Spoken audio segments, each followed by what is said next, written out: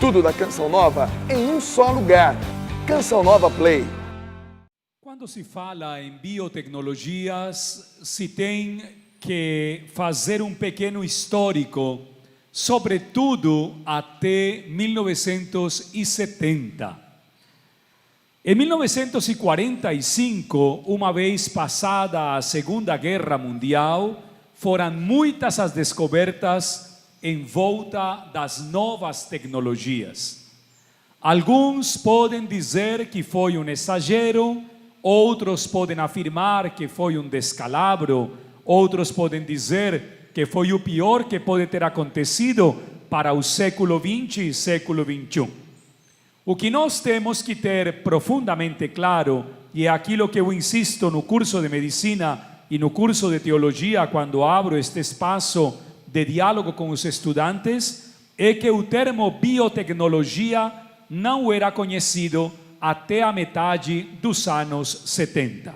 Depois dos 71, 72, as coisas começaram a ficar um pouco mais claras. Só que se utilizava este termo para os produtos agroindustriais e para o novo tipo de comida que estava aparecendo no mundo. Até 1970, nos Estados Unidos, não se comia com tanta facilidade tantos e tantos produtos biotecnologizados. Quer dizer que produziam algum tipo, ou eram produzidos por alguma empresa, alguma firma que resguardava eles do vencimento imediato. Então, você comprava um paquetinho de batatinhas, uma sacolinha de batatinhas, e elas não tinham data de validade. Todo mundo comia batatinha. Sabia que depois de um tempo não funcionava, mas não colocavam conservante nenhum.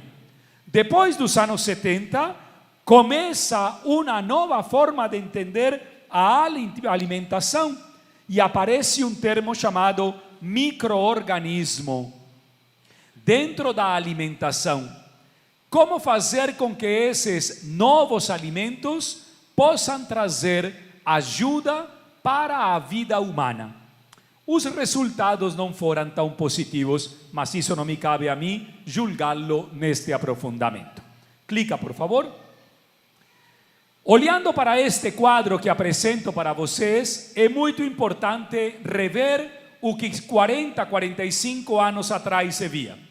As ciências e a tecnologia, os agentes biológicos, que são os organismos, as células, as organelas e as moléculas, e depois uma realidade muito forte: produzir bens, produzir algo novo e, reproduzindo, criar uma segurança de serviços.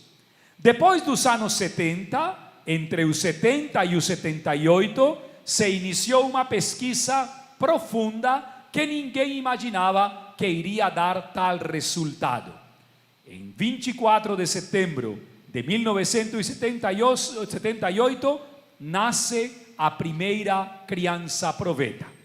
Hoje essa mulher tem 40 anos e seu nome é Lawrence Terrier, tá?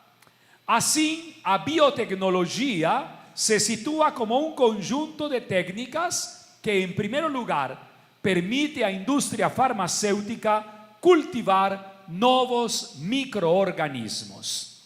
Depois de 1970, os grandes laboratórios, Bayer, Pfizer, Petronius, Sciences, tudo isso começou a deslanchar. Ninguém imaginava, por exemplo, que um dia você pudesse falar em microcultivos orgânicos. Ninguém imaginava um dia que você pudesse falar em embriões congelados. Ninguém pensou que pudesse ser possível comprar produtos sem data de vencimento e com possibilidade de serem consumidos pelos seres humanos. Isso tudo teve a ver com uma mudança de conceito.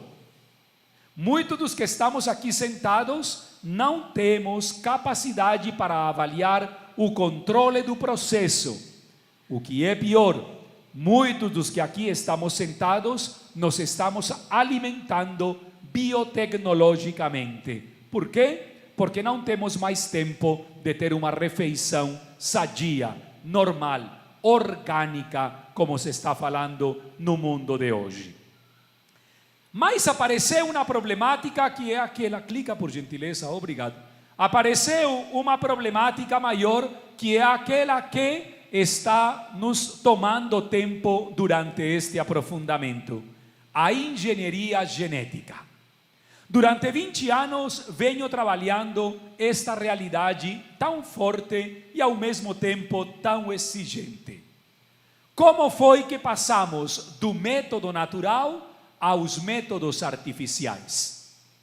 Que foi o que aconteceu na sociedade de Ocidente? Por quê? Porque a engenharia genética trouxe consigo a substituição da lei natural. Aqui está o maior de todos os dramas humanos. Hoje, você não precisa mais de um homem e uma mulher para poder criar um ser humano. Você pode ter material genético masculino e feminino.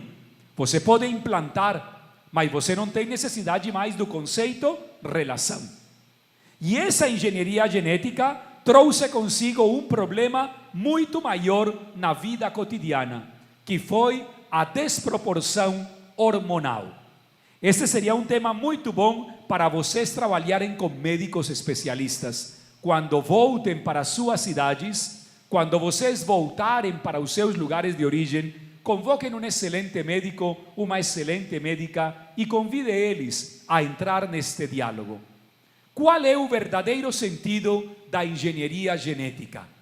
Que foi o que aconteceu e por que hoje essa engenharia biotecnológica, está dentro de uma nova forma de ser? As pessoas, o mundo e o conceito. Clica, por favor. Aqui coloco alguns produtos biotecnológicos para poder passar rapidamente. Não me interessam todos eles porque são diversos. Somente me dedico aos últimos, que são aqueles que me ocupam na minha área, a saúde. Eu me faço uma pergunta, amigos e amigas. Aqui temos mais de 8 médicos presentes. Me faço esta pergunta: qual é o conceito de saúde que temos no século XXI? Que é o que nós estamos entendendo hoje no Brasil por saúde? E que é o que nós queremos atingir com uma população que está atravessando um dos problemas mais sérios, uma população doente? Primeiro, os antibióticos. 90% dos que estamos aqui já tomamos a vacina H1N1 para evitar a gripe do inverno. Muitas pessoas se perguntarão por que o surto de conjuntivitis tão alta no Brasil. Depois, o surto da febre amarela. Depois destes surtos, que outros surtos virão? Num país que, dentre os países da América Latina, não deveria hoje passar por esta situação. Um segundo problema, o hormonal. Sabem que estou assustado? Muitos dos meus alunos e alunas com 20 anos tomam hormônios de reposição. Isto é gravíssimo. Uns, por exemplo, vinha comentando agora no carro, para que o cabelo aumente. Me assusta, hein? Como é que se diz em português? Como chama o medicamento? Finisterida, Então, para o homem aparecer cabeludo, para que a sua amada diga que tem uma melena como o Rei Leão, o cara toma finesterida. Só que a finesterida tem uma consequência terrível. Qual? Tan, tan, tan, tan, tan, tan, tan, tan, pam, pronto, acabou. Fica sem cabelo nos dois lugares, viu? Então, não se preocupe muito com isso. Existe uma realidade hormonal muito forte na sociedade de hoje. As pessoas estão com uma sede imensa de hormônios. Por que isso? Depois coloco alguns elementos, os reagentes e os testes para o diagnóstico. Eu faço uma pergunta para os meus alunos padres: todos os diagnósticos são moralmente lícitos? Deixo essa pergunta aqui no meio de vocês que são pessoas inteligentes também. Todos os diagnósticos médicos são moralmente lícitos? Todos atingem um resultado benéfico, sendo que o princípio de totalidade deve imperar na medicina atual e na medicina de sempre? Bem, aqui estamos.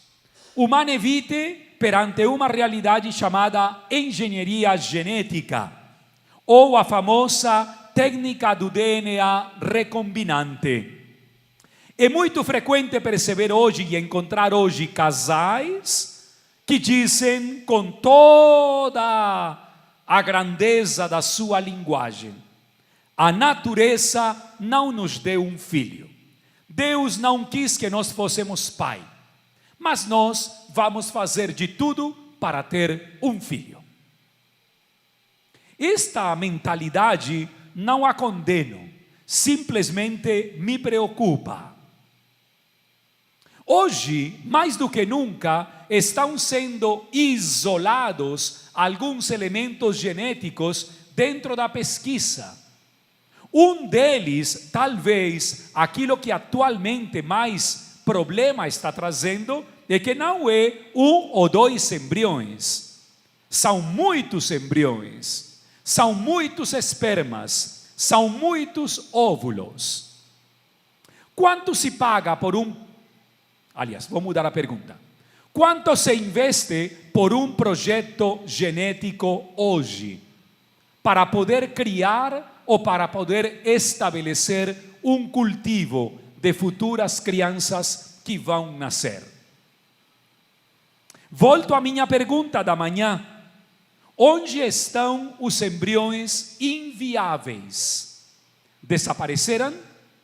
Foram sepultados? Voltaram para os seus lugares ou foram recombinados com outros para obter outros resultados? Este exemplo o coloco por uma razão muito forte, aquele que está aqui no último item. O DNA cromossômico e a célula bacteriana contém pequenas moléculas circulares chamados plasmídeos. Estou fazendo uma pesquisa faz 5 anos e espero o ano que vem terminá-la. Muitos casais católicos, cristãos, evangélicos, não crentes e crentes, estão guardando o seu material genético. A pesquisa que estou fazendo a nível moral é só por uma única pergunta: para quê? Se o fim não justifica os meios, para que guardar material genético? Qual é o objetivo quando um casal decide guardar esse material genético? Não é material da placenta, que pode ser guardado perfeitamente. Não é sangue da menstruação, que hoje está comprovado é o sangue mais puro de todos os sangues. Não, estou falando do material genético. Por que tantas e tantas pesquisas estão apontando para este tipo de situações? Será porque muitas pessoas pensam que vão ser eternas? Será porque muitos e muitas estão pensando que podem transmitir a vida quantas vezes quiserem daqui a 80 anos, quando já não existam mais neste mundo? Clica 2, por favor. Aqui está a imagem mais forte de todas. Trago esta imagem e pode parecer um pouco cansativo, mas para um grupo de pessoas como vocês é fundamental, né? Eu perdi o meu negocinho vermelho que mostrava por onde e para onde iam as coisas. Mas vamos fazer um pequeno exercício aqui, né? Beleza. Dentro do caminho celular, a célula é de uma grandiosidade única. Quando se dá o processo da vida humana, quando acontece esse grande momento ao qual nós chamamos de autopoiese ou vulgar e popularmente fecundação, as células iniciam um caminho por si mesmas. As células não são células retraídas, não, são células ativas. E por trás de cada célula há uma informação maravilhosa. Isto muitas vezes não é falado nos cursos de noivos e em nenhum lugar da Igreja Católica, porque para nós é muito mais fácil dizer fecundou, sim, fecundou, mas é que a fecundação é uma explosão de vida imensa. Venha, pegue-me daqui atrás e você pegue dele e aí, vamos lá, venha, pegue-se. Mas com jeito, minha filha, com jeito, aqui, isso, não? Então, mais ou menos começam a fazer este movimento, e se movem. E não param, e elas vão, e ao mover-se, elas vão fazendo assim, e vão se formando para cá. Isso, exatamente. Essa informação é uma informação vital, porque ela se dá em momentos concretos da fecundação em si mesma.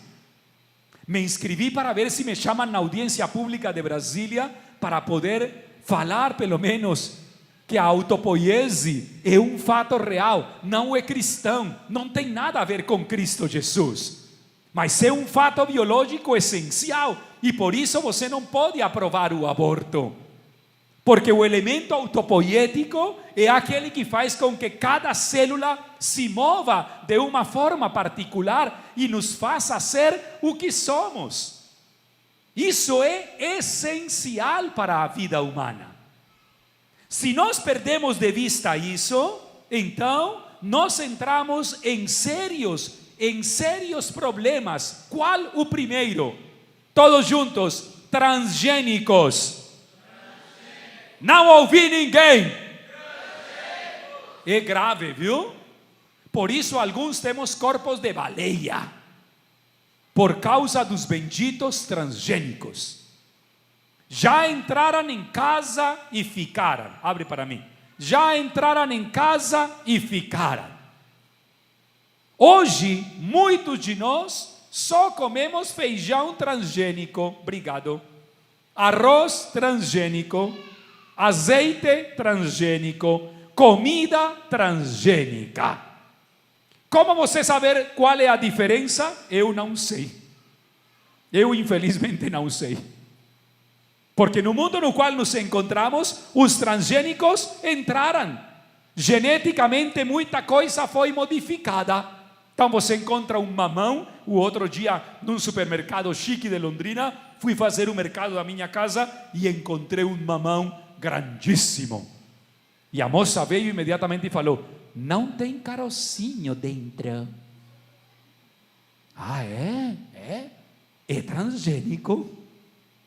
Umas cebolas grandíssimas, uns tomates vermelhos, um champignon deste tamanho, e um feijão bonito, já quase que não tem que colocar naquela panela, como que chamam vocês, a panela que vai pressão, Eu falei, panela impressionada, a panela de pressão. Esses movimentos transgênicos trouxeram uma gravidade imensa. Falamos hoje de manhã em lei natural. Que lei natural se eu posso adulterar um alimento e comer algo que parece, mas não é? Muitas frutas são transgênicas. Lá no final coloco: um transgênico é um organismo que possui uma sequência. Perdeu a sua individuação. 50 anos atrás, quem morava na roça sabe que abria a terra, adobava a terra, colocava a semente e começava a crescer a plantinha.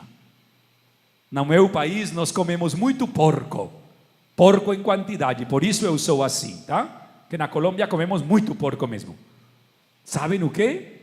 Na minha época se comprava um porco em janeiro e se comia em dezembro no Natal. Hoje se compra em janeiro e se come em fevereiro. Chama-se leitoa pururuca, chiquérrima, sem gordura. Todas as minhas primas magras comem e dizem: não engorda. E eu por dentro digo: não engorda, mas mata. Adultera tudo, porque são alimentos em sequência. É o problema da sequência aí. Quando se falava antigamente, você dizia: nossa, que flores bonitas. O outro dia fui na casa de uma amiga minha, tem no centro uma árvore natural E eu não sei como foi que ela fez, mas se enfiou dentro da árvore flores plásticas. E todo mundo pensa que essas flores são flores naturais. Quando termina a visita, ela diz: você acha que são naturais ou artificiais? E todo mundo responde: parecem naturais, mas não são. O natural está aparecendo. Por isso, talvez hoje, quando falamos de método natural, ninguém presta atenção, né? No Brasil, há uma legislação de 2005, não me interessa muito o texto que está aí em negrito ressaltado, mas me interessaria muito mais para que fizéssemos agora um cochicho com a pessoa que está do nosso lado. Qual é a proposta do cochicho? Que efeitos estão trazendo? Quais são os efeitos que você percebe nas pessoas humanas o consumo exacerbado de transgênicos? Partilhe com o seu colega do lado, ou de repente você nunca tinha ouvido a expressão transgênico, mutação do núcleo celular, né? Que efeitos você percebe que estão trazendo? Quais problemas está trazendo a proliferação dos transgênicos? Falemos aí? Podemos falar, estão muito calados, viu? Até este ano vamos fazer aprofundamento à tarde. À tarde vamos fazer melhor uma experiência neurológica do sono profundo. Regressão, viu?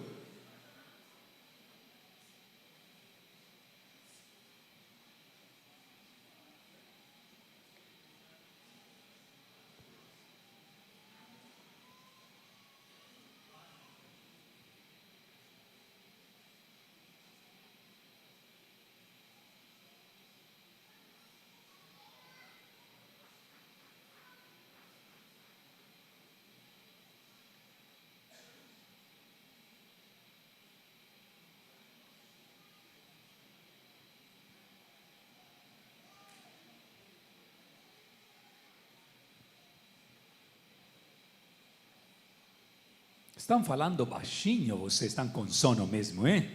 Que pena. É para não acordar o vizinho. Gostei. Umas 3 pessoas que venham aqui, por favor.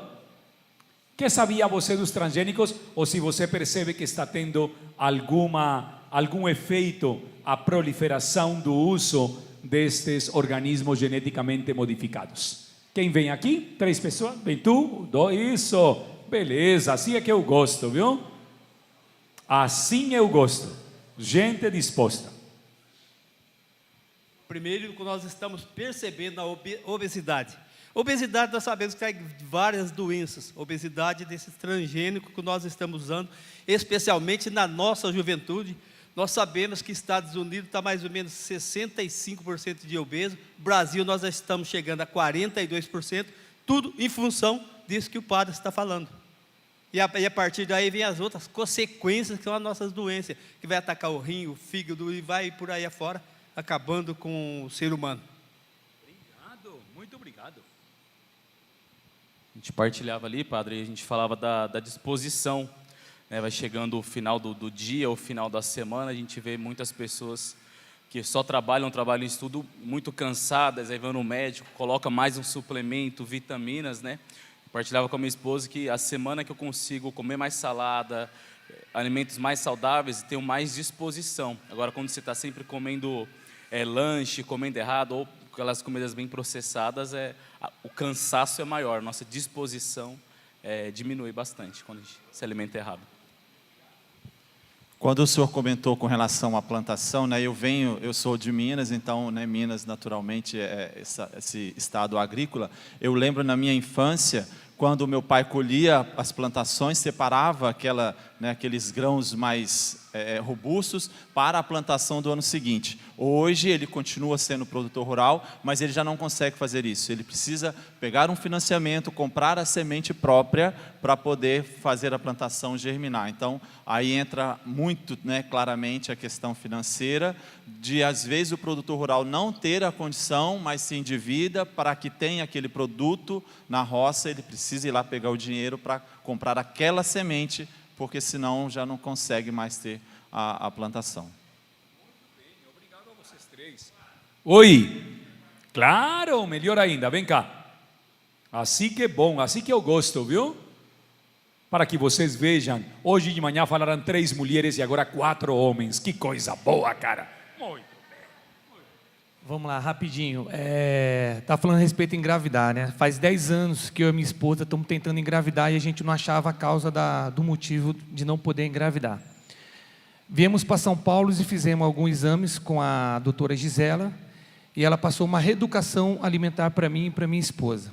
Então eu vou falar de mim. Faz 6 meses que eu cortei alguns produtos da alimentação. Eu tinha 7 milhões de esperma. Fiz a cirurgia, foi para 13. Ainda não era o ideal. Com a reeducação alimentar, que eu tirei alguns produtos transgênicos, foi para 29 milhões. Então, é o efeito do que nós estamos ouvindo falar aqui hoje. Isso daí. Obrigado por essa partilha tão especial, viu? Um dos meus colegas fez a mesma experiência que você acaba de fazer e passou de 13 milhões a 40 milhões só com a mudança da alimentação. Nunca mais refrigerante na boca, nunca mais muitos organismos geneticamente modificados.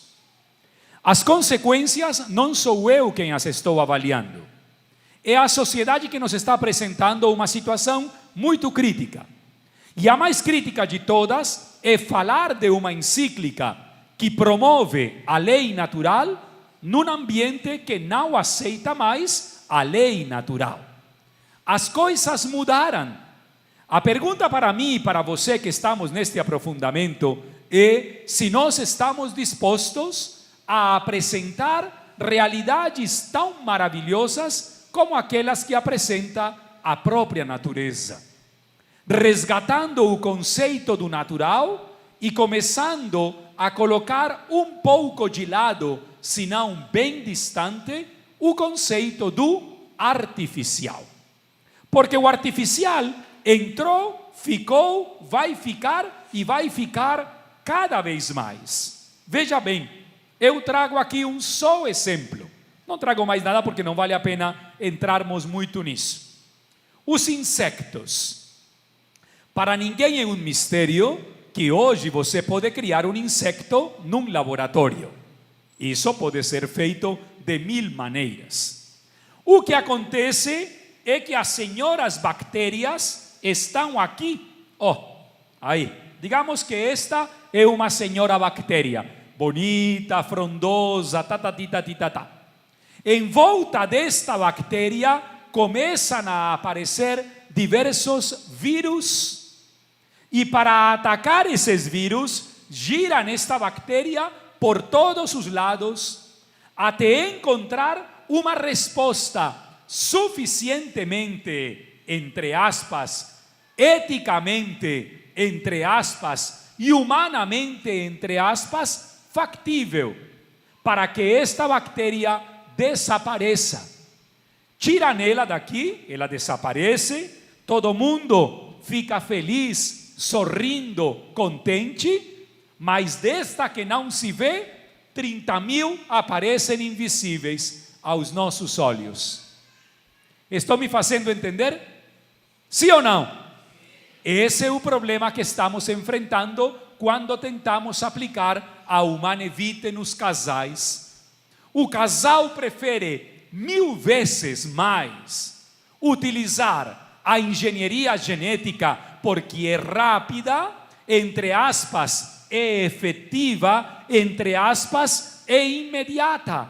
A Humane Vitae propõe resguardar a natureza, avaliar a natureza, completar o que a natureza não tem com uma ajuda médico-científica e fazer com que a gravidez não seja uma gravidez imediata, que seja uma gravidez conforme os planos de Deus. Só que para muitos isso é poético, isso é poesia. Os meus alunos me dizem, isso é só poesia, professor. É impossível acabar com a engenharia genética. ela nunca vai desaparecer. Aí estamos nós de um lado e os outros do outro lado, tá? A prevalência de culturas geneticamente modificadas e as suas polêmicas. Olha, eu somente gostaria de dizer uma coisa com este ponto.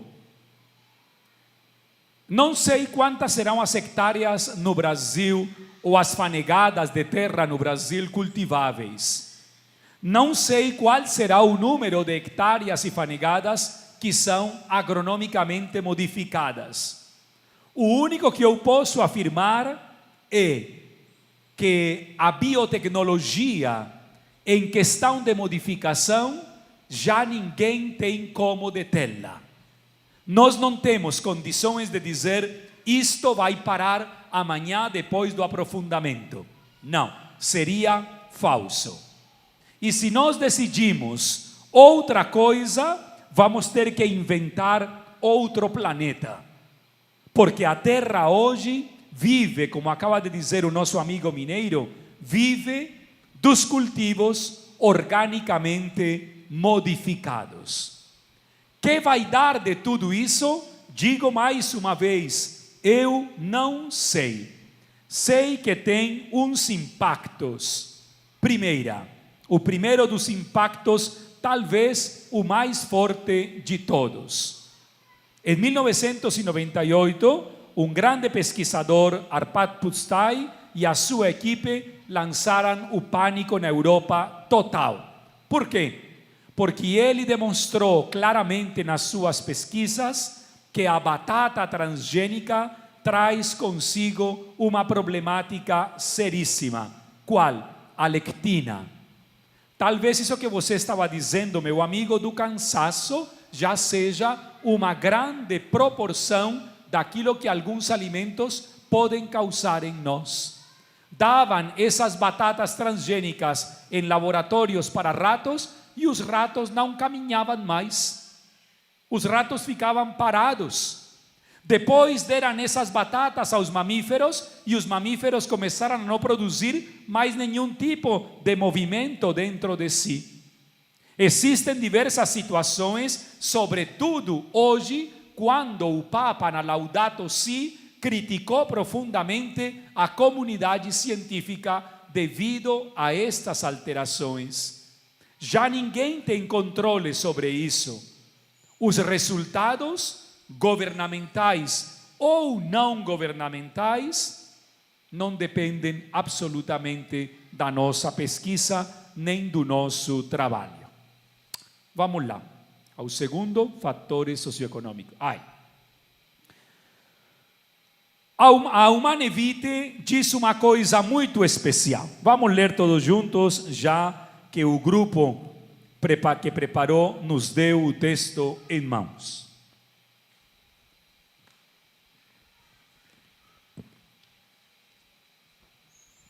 Seria tão bom que eu tivesse um ajudante aqui, não? Pessoas que ajudem, mas não. A gente tem que fazer tudo sozinho aqui, hein? Coisa chata, hein? Bom, vamos lá. Número 23. Quem vem até aqui me ajuda a ler o número 23? Para que não fiquem dormindo com a minha voz. Número 23, aos governantes, apelo. Isso, vem cá, cara. Número 23.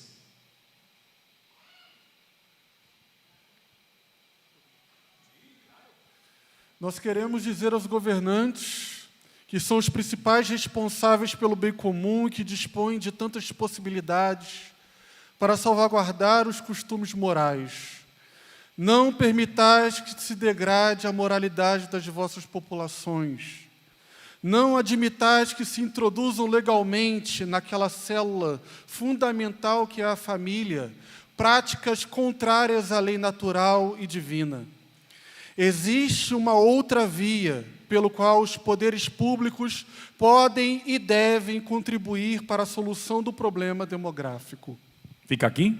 Primeira coisa, os transgênicos pensaram responder a um fator de demografia. A pergunta é para todos nós. Foi dada alguma solução ou entramos num novo problema para o qual não estamos tendo solução? Se fala muito da fome no mundo.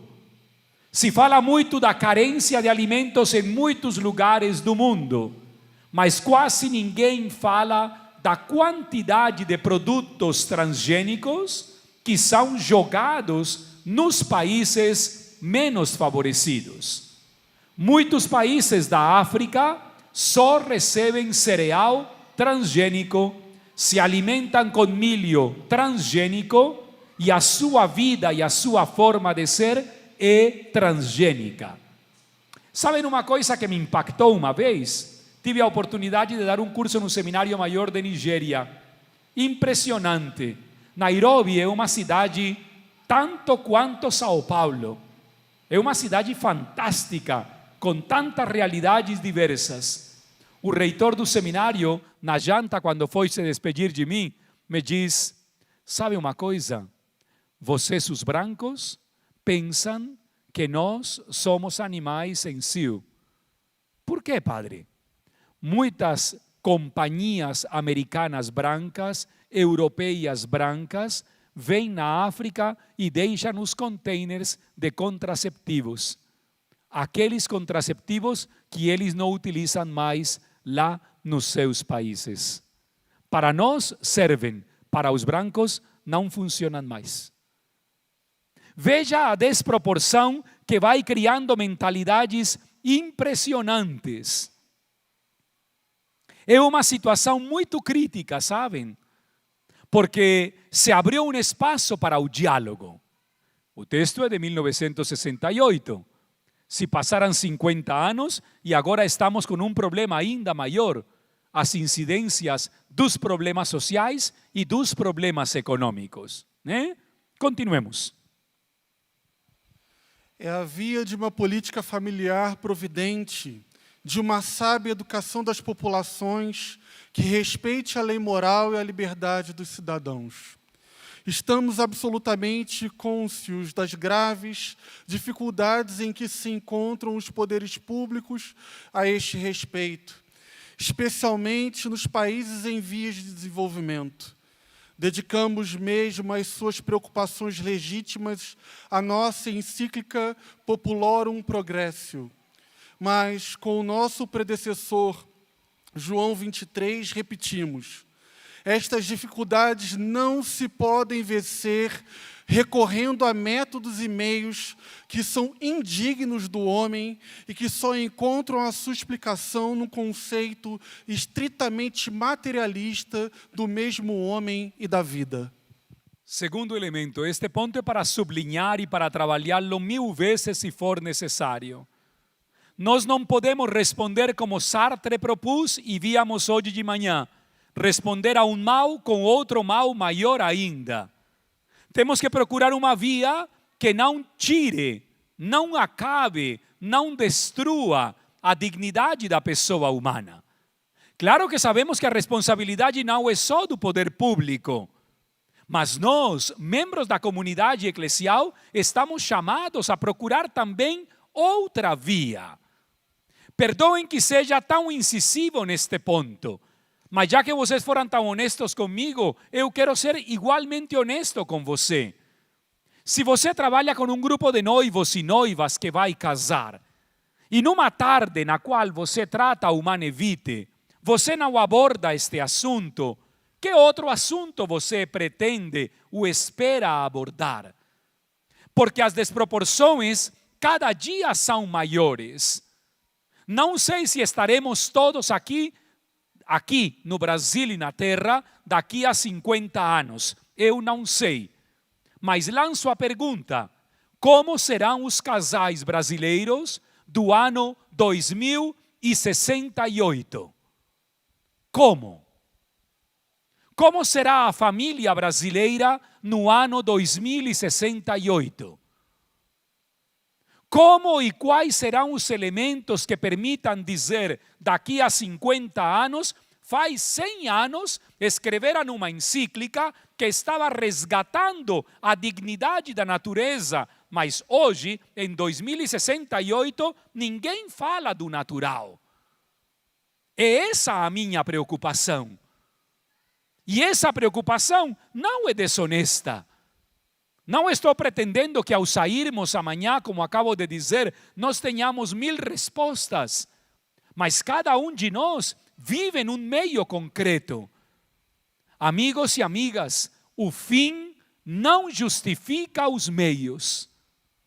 O fim não justifica os meios. É um princípio da moral católica que está sendo totalmente esquecido por muitos católicos. O fim tem que ser corresponsavelmente ligado ao meio.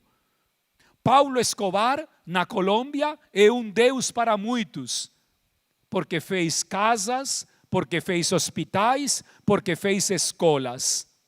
Só que os fez com dinheiro do narcotráfico. O fim não justifica os meios. Um mal não se supera com outro mal, jamais. A verdadeira solução encontra-se somente num progresso econômico e social que respeite e fomente os genuínos valores humanos, individuais e sociais. Nem se poderá ainda, sem injustiça grave, tornar a providência divina responsável por aquilo que, bem ao contrário, depende de menos sensatez de governo, de um insuficiente sentido da justiça social, de monopólios egoístas ou também de reprovável indolência no enfrentar os esforços e os sacrifícios necessários para garantir a elevação do nível de vida de uma população e de todos os seus membros. Que todos os poderes responsáveis, como alguns louvavelmente já vêm fazendo, reavivem os seus esforços, que não se deixe de ampliar o auxílio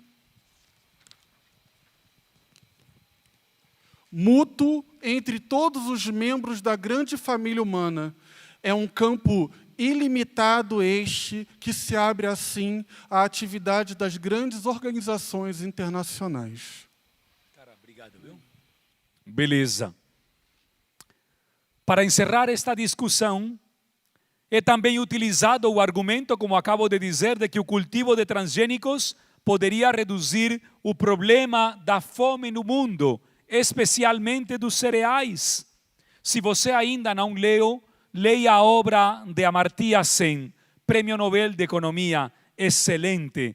Não sei se ele é cristão ou não é cristão, mas o homem faz um estudo quase perfeito sobre a descomposição da sociedade quando ela é alimentada e nutrida por produtos transgênicos.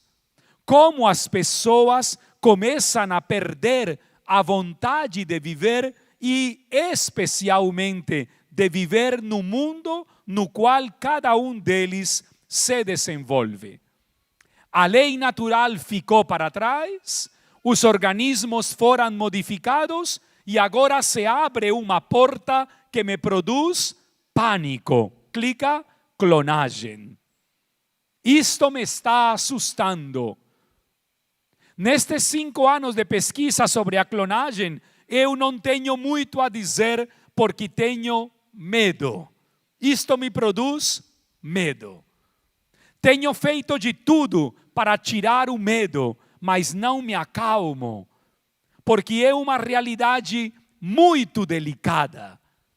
Se um dia chegasse a acontecer que a ciência apresentasse ao mundo um útero artificial, e esse útero artificial pudesse reproduzir, a partir do DNA original, um novo organismo, um novo ser, e esse ser levar o nome de pessoa, eu, Rafael Solano, não quero estar no mundo para ver isso. Eu me nego a participar disso. Me nego por completo. A clonagem é um processo de produção das populações de indivíduos geneticamente idênticos. Geneticamente. Eu não quero que vocês um dia vejam 2 Rafael aqui, um do lado do outro, viu? E não quero que saibam disso, porque vai lhes causar horror, dor. Isso me causa dor e horror. Essa realidade da clonagem não é a realidade do enxerto, não. Não é a realidade da produção em série, também não.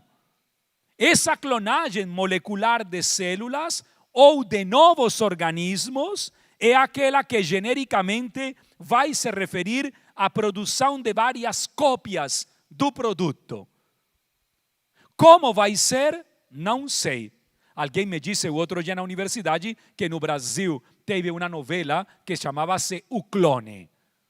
E faziam uma representação disso. Como foi, eu não sei. Não sei. Mas mais ou menos eu coloco, é algo parecido como o software. Você pode guardar neste computador muitas informações passadas e trazê-las de volta. Essa é a minha grave preocupação. Se um dia aparecesse, anterior por favor, se um dia aparecesse essa clonagem, nós entraríamos num conflito seríssimo.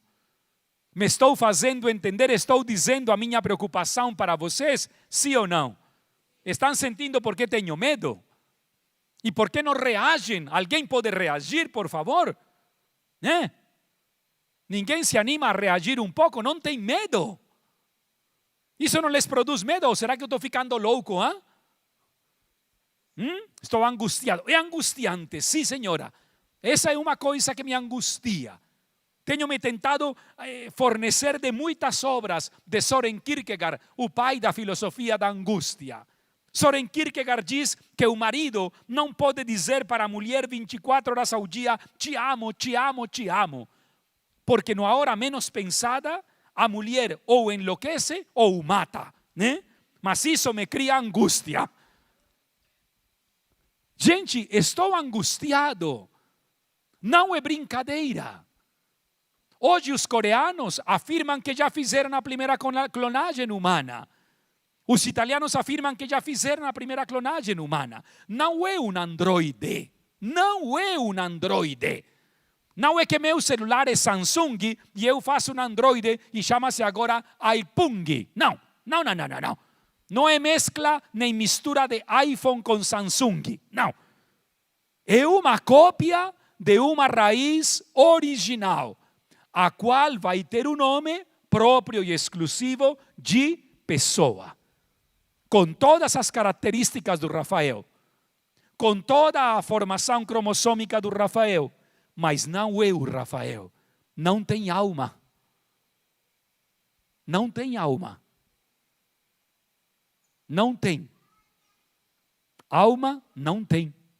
Porque não houve nem sequer espírito. Porque não houve intervenção divina. Não foi pensado por ele. Não foi criado por ele. Não foi amado por ele. Foi desenvolvido num útero artificial. A pergunta é se pode ser chamado de ser humano ou não. Clica, por favor. A clonagem natural e a clonagem induzida artificialmente. Eu coloco em sublinhado amarelo, como se utiliza popularmente no Brasil, a barriga de aluguel. Sabem, as pessoas que conhecem o meu grupo de pesquisa, sabem que eu tenho lutado fortemente contra as barrigas de aluguel. Já tenho apanhado na rua. Este livro, que foi o produto do meu pós-doutorado, um grupo de mulheres me agrediram verbal, jurídica e pessoalmente, porque eu faço a explicação. Primeiro, o termo é um termo infundado. Não posso falar em barriga de aluguel.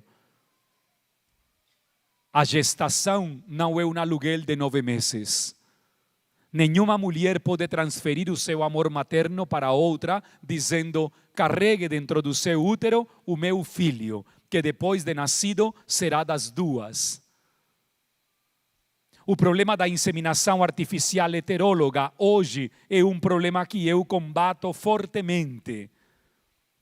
Estou tentando mostrar com ternura que a engenharia genética aplicada a vegetais já traz problemas. aplicada a animais, já traz monstros. Aplicada a seres humanos, pode trazer seres incompatíveis. E isso vai causando uma problemática para o patrimônio genético da humanidade cada vez mais forte. Porque não se sabe onde foram parar as células originais, aquela célula mãe, artificialmente modificada. Então, eu quero um filho moreno, de olhos azuis, 1,90. Para essa modificação, você tem que fazer um esforço muito grande. Tem que fazer uma novena, essa é a via natural. Agora, artificialmente, em 20, 30 dias, você pode fazer todas as mudanças que você quiser. Que tipo de indivíduos, já que você me estava perguntando, são o resultado desse processo? Que tipo de pessoas serão o resultado desse processo? Me perdoem que coloque entre aspas, onde fica a nossa originalidade? Cada um dos que está neste auditório somos seres originais. 5 pessoas aqui do meu lado, rápido. 5 pessoas. 1, 2, 3, 4, 5 pessoas aqui do meu lado. Assim, 5 pessoas, rapidinho. Rápido, bem rápido, estão com medo. Isso, beleza. Oh, só 4, tá bom, obrigado. 5 comigo, obrigado, cara. Gostei. Bem, obrigado, senhora, que coisa linda. Vem aqui. Isso. Olha este leque. Olha este leque. Quem é o mais bonito de todos? Ele diz, Atilá, minha mulher. Beleza, muito bom. Olha a variedade de seres. Olha a variedade de cromossomas. Boa, tá? Olha a variedade de tudo. Não temos repetição nenhuma. Imaginemos por um instante que todos, tivéssemos que nos parecer com ela. Bom, isso é bom para a sua autoestima, hein? Beleza, faz bem. Imaginemos que todos tivéssemos que ter as características dela. Perderíamos estas 4 originalidades. Não teríamos mais toda esta riqueza. É preocupante cada vez mais quando você vê um casal que faz de tudo para obter um resultado. Um filho, com todo respeito, um filho dado é um filho amado. Um filho programado é um filho esperado, mas também pode não ser amado. Pode ser que eu não esteja atrás do amor desse filho ou dessa filha. Pode ser que eu tenha um sonho, mas que esse sonho não faça parte da minha realidade de pai, de mãe e de família. A variedade é necessária, minha gente. A grande distribuição de dons que nós afirmamos deu o Espírito Santo a cada um de nós é graças à nossa originalidade. Obrigado. Por favor, eu deixo com vocês esta última intervenção minha agora nesta primeira parte da tarde. Não podemos perder de vista a problemática de uma biotecnologia que está abrindo espaço para a perca da originalidade e da exclusividade do amor de Deus em nós. Seria terrível. Seria como perder o que é mais de nós próprio em cada um de nós. O casal da exclusividade está, Bia? Podemos chamá-lo? Ou é depois? Depois? Beleza. Este ponto, queria colocá-lo para vocês, para que pudéssemos partilhar e fazermos o último cochicho da tarde à luz desta realidade. Como entender que o amor de Deus para cada um de nós é especialmente particular, exclusivo. Deus quer cada uma das criaturas. Deus ama cada uma das criaturas. E esse amor é um amor pessoal. A Humane Vitae vai nos dar uma luz maravilhosa a partir do número 11.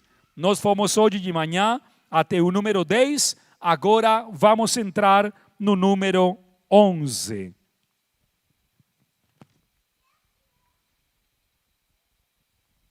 Alguém lê ou você quer ler de novo, cara? Vem cá. Você lê bem, cara. Você é carioca? Beleza, vem cá. Número 11. Respeitar a natureza e a finalidade do ato matrimonial. Estes atos com os quais os esposos se unem em casta intimidade e através dos quais se transmite a vida humana, são, como recordou o recente concílio, honestos e dignos. E não deixam de ser legítimos se, por causas independentes da vontade dos cônjuges, se prevê que vão ser infecundos, pois